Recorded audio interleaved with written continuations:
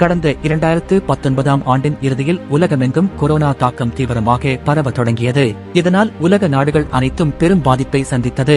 எனவே மத்திய மற்றும் மாநில அரசுகள் பல்வேறு தடுப்பு நடவடிக்கையை மேற்கொண்டது. ஊரடங்கு அமல்படுத்தியும் வைரஸ் பாதிப்பு தீவிரமாக இருந்து வந்த நிலையில் தடுப்பூசி செலுத்தப்பட்டது. கொரோனா தொற்று பரவுவது படிப்படியாக குறைய தொடங்கியது. இந்த நிலையில் சமீபத்தில் அமெரிக்காவில் கோவிட்டின் 2 புதிய வேரியன்ட்ஸ்கள் கண்டறியப்பட்டுள்ளன. ஃபிளர்ட் என குறிப்பிடப்படும் இந்த 2 வேரியன்ட்ஸ்களிலும் KP2 அடங்கும். அமெரிக்க தொற்று நோய் சங்கத்தின் கூற்றுப்படி ஃபிளர்ட் என்ற புனைப்பெயர் அவற்றின் மியூட்டேஷன்ஸ் களுக்கான தொழில்நுட்ப பெயர்களின் அடிப்படையில் அமைந்துள்ளது. உலக சுகாதார அமைப்பு WHO இது தீவிர வேரியன்ட் என மறுவகைப்படுத்தி நெருக்கமாக கண்காணிக்க அறிவுறுத்தியுள்ளது.